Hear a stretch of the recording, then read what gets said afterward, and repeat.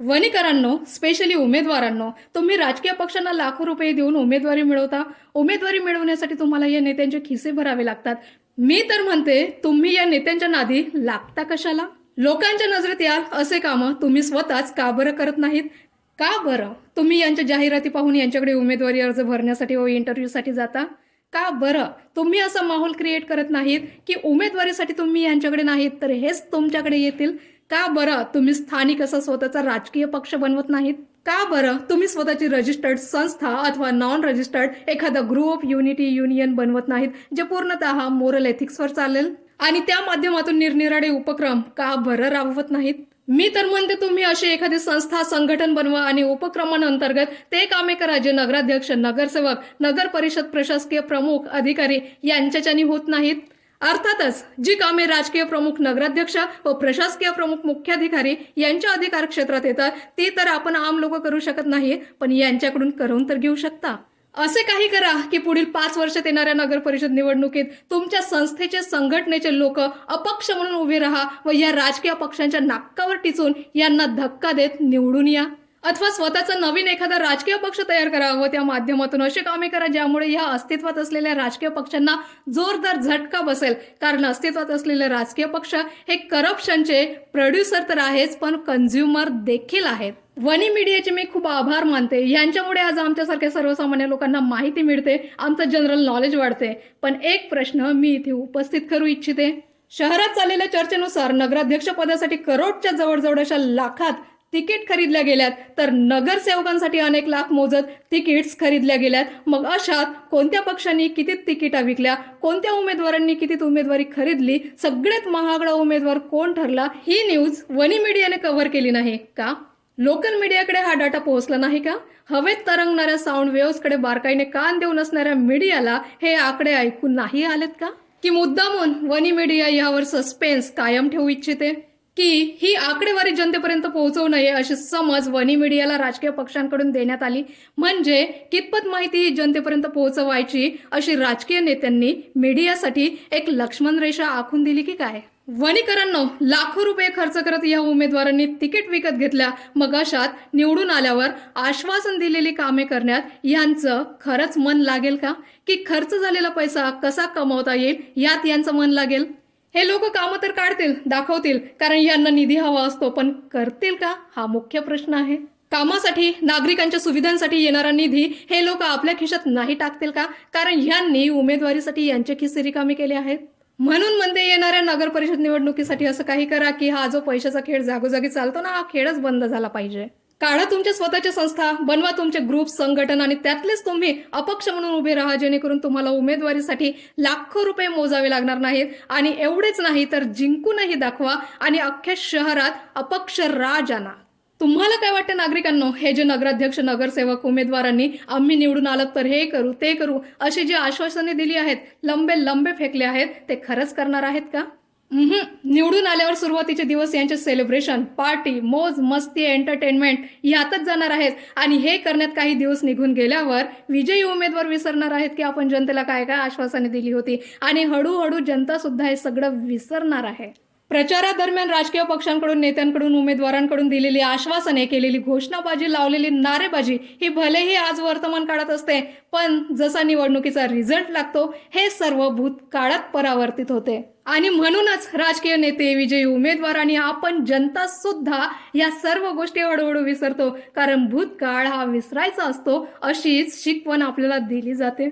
भविष्य काळात आम्ही हाच भूतकाळ उपटून काढू आणि कधीतरी वर्तमान काळात अस्तित्वात असलेल्या या घोषणा, आश्वासने आम्ही तुमच्याकडून पूर्ण करून घेऊ, यावर जनता अजिबात भरच देत नाही.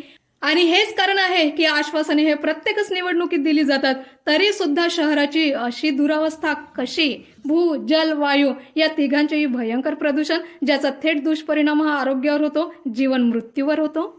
म्हणूनच म्हणते मित्रमैत्रिणींनो, पुढच्या निवडणुकीत तुम्ही जो नवीन राजकीय पक्ष तयार कराल त्या पक्षाचं अथवा अपक्षांचं वर्चस्व असू द्या आणि शहराला बीजेपी, शिवसेना, शिंदे आणि उभाटा, काँग्रेस, मनसे मुक्त वनी करून टाका. कारण शहरात हर समस्येची जड हे राजकीय पक्ष व त्यांचे नेते आहेत. यांना करप्शन करण्यापासून, आपली प्रॉपर्टी वाढवण्यापासून फुरसत नाही, तर जनतेच्या आरोग्याकडे, जीवन मृत्यूकडे लक्ष देण्याचा वेळ खरंच यांच्याकडे असेल का? आपण फक्त ओरडतो की पैसे देऊन मत विकत घेतले जाऊन राहिलेत, पण स्टिंग ऑपरेशन मात्र कुणीच करत नाही. वनी मीडियाचे कॅमेरे इथपर्यंत कसेच पोहोचत नाही. इलेक्शनच्या 3 दिवस आधी, 2 दिवस आधी, 1 दिवस आधी व इलेक्शनच्या दिवशी सुद्धा हे राजकीय नेते उमेदवार काय काय करून राहिलेत यावर वनी मीडिया वॉच डॉग का बरं बनत नाही? का बरं वणीत पैसा वाटपाची फक्त चर्चा होते, पण पैसा देताना आणि घेताना कुणीच रंगे हात पकडला जात नाही. मग तर एकच ऑप्शन उरते की ही फक्त अफवा असते. मग उत्थान आलेल्या या चर्चा अफवा आहे की सत्य आहे यावर प्रमाणासहित वनी मीडिया खुलून का बरं बोलत नाही? का वनी मीडियाचे हात लंबे नाहीत, की वनी मीडियाची धाव त्याच कुंपणापर्यंत आहे जे कुंपण नेत्यांनी उमेदवारांनी आखून दिलेले आहे? म्हणून म्हणते, येणाऱ्या वनी नगरपालिका निवडणुकीत आधीच चर्चा केलेले अपक्ष तुम्ही मोठ्या संख्येने उभे राहा आणि जे जे नेते उमेदवार जनतेची मते विकत घेण्यासाठी पैसे वाटतात त्यांचे स्टिंग ऑपरेशन करून त्यांना तुम्हीच पकडून द्या. त्यांच्यावर रेड पाडण्याची व्यवस्था तुम्हीच करून द्या. कारण हा गैरप्रकार फक्त तुम्हीच थांबवू शकता. तुम्हीच इलेक्शनमध्ये पारदर्शकता आणू शकता आणि लोकशाहीचे संरक्षण करू शकता. या शहरात क्रांतीची गरज आहे आणि ही गरज तुम्हीच पूर्ण करू शकता. शहरातील काबिल लोक जे होते ते होऊ दे, आपल्याला काय करायचे आहे म्हणत चूप बसले आहेत, आपला आवाज दबून बसले आहेत आणि याचाच फायदा शहरातील सडक छाप, मवाली, गुंड प्रवृत्तीचे आणि करप्टेड लोक घेत आहेत. पण आता बस, आता येणारे दिवस हे रिव्होल्युशनचे आहेत. चला उठा, लागा कामाला. मी आणि माझ्यासारखे आम्ही तुमच्या पाठीशी आहोत. वनी असेंब्ली कॉन्स्टिट्युएन्सीचा जर विचार केला तर इथून आजपर्यंत बनलेले MLA आणि त्यातील जर लगतच्या 2-3 आमदारांचा विचार केला तर वनीकरांनो, एक मतदार म्हणून वामनराव कासावर सर यांची प्रॉपर्टी तुम्ही कधी चेक केली का? बोतकुरवार सर यांची प्रॉपर्टी कधी चेक केली का? नांदेकर सर यांची प्रॉपर्टी कधी चेक केली का? बरं, विद्यमान खासदार प्रतिभाताई धानोरकर यांची प्रॉपर्टी तुम्ही कधी चेक केली का? माझे विधान आणि कृती हे कलमा वाचू वाचू केलेले असतात. BNS first explanation of subsection 1 of section 356च्या मर्यादित राहून डिफेमेशनच्या असेन्शियल रिक्वायरमेंट्सची पूर्णता जाण ठेवून सबसेक्शन 2 ऑफ सेट सेक्शनचा गुन्हा दाखल होणार नाही अथवा कुठलीही सिव्हिल सूट फाईल होणार नाही याची पूर्ण खबरदारी घेत पुढचं बोलते आहे. तुम्ही बाळूभाऊ धानोरकर यांची प्रॉपर्टी कधी चेक केली का? एवढी भरमसाठ अवाढव्य प्रॉपर्टी कशासाठी लागते या नेत्यांना? चला, विद्यमान आमदार देरकर सर यांची प्रॉपर्टी तुम्ही चेक केली का? किंवा वनीतील इतर नेत्यांची प्रॉपर्टी तुम्ही चेक केली का? काय आहेत यांचे इन्कम सोर्स? व्हॅलिड मार्गाने, लिगल मार्गाने यांची इन्कम आहे की 2 नंबरच्या मार्गाने? हा विचार तुम्ही कधी केला आहे का? उत्तम लाईफ जगण्यासाठी लागतेच का? राहण्यासाठी सुखसुविधायुक्त घर, महत्वाची कामे करता यावीत म्हणून कार, जीवनाचा दर्जा उंचावण्यासाठी, चांगल्या राहणीमानासाठी बऱ्यापैकी कपडे, इतर सुखसोयी व आजारी पडल्यास तुरंत इलाज करता यावा म्हणून किंवा इतर अडीअडचणींना कामी पडावा इतका बँक बॅलन्स.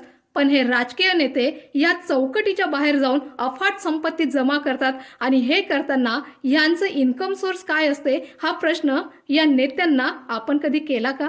शाळा यांच्याच, कॉलेज यांचेच, पेट्रोल पंप यांचेच, इंडस्ट्री यांच्याच, जमिनी यांच्याच, फॉर्म यांचेच, फार्म हाऊस यांचेच, हॉटेल यांचेच आणि जनतेच्या वाट्याला काय येते तर मतदानाचा अधिकार. आणि आमचा हा मतदानाचा अधिकार आम्ही असं खुश होऊन बजावतो ज्या अर्थी हाच आमचा मतदानाचा अधिकार या सत्ताधारी नेत्यांची ती वोट बँक आहे जी या नेत्यांची चल अचल अशी संपत्ती वाढवून देते. ज्यावर हे नेते ताव मारतात तो पैसा जनतेचा, तुमचा, आमचा, आपल्या सर्वांचा असतो. हा विचार आपण कधी केला का? हे नेते जनतेचं एवढं रक्त पिऊन राहिलेत, जनतेचं आर्थिक शोषण करून राहिलेत, तरी सुद्धा लोक यांना एवढा भाव देतात कसे हेच मला कळत नाही. आर्थिक दृष्ट्या हे आपले शोषण करून आपले घर भरतात, तरी सुद्धा जनता यांची एवढी हाजी हाजी कशी करते हाच विचार येतो. कशासाठी आपली कामे करून घेण्यासाठी ह्यांच्या मागे पुढे चक्रा मारत फिरता हेच समजत नाही. कशासाठी तुम्ही ह्यांचे रेफरन्स घेता? रोजगार देतात म्हणे हे नेते, जॉब लावून देतात म्हणे. जर तुमच्यात ॲबिलिटी असेल तर जॉब मिळवण्यासाठी आपले कागदपत्र घेऊन यांच्याकडे जायची काय आवश्यकता असते हे तर तुम्ही स्वतःच्या बळावर सुद्धा मिळवू शकता. जॉब मिळवण्याच्या नावाखाली तुमचा डाटा कलेक्ट केला जातो आणि हा सुद्धा प्रचाराचा एक भाग असतो. एकदा जागरूक मतदार होऊन तर बघा, तुम्हाला यायला भाव द्यायची, यांची हाजी हाजी करायची, यांच्या मागे पुढे फिरायची काही आवश्यकता वाटणार नाही. कसे करत नाहीत हे तुमचे कामं? म्हणजे मतदानाचा अधिकार आम्हाला का फक्त यायचं घर भरून देण्यासाठीच मिळाला का? ह्या सर्वांवर एकदा विचार नक्की करा.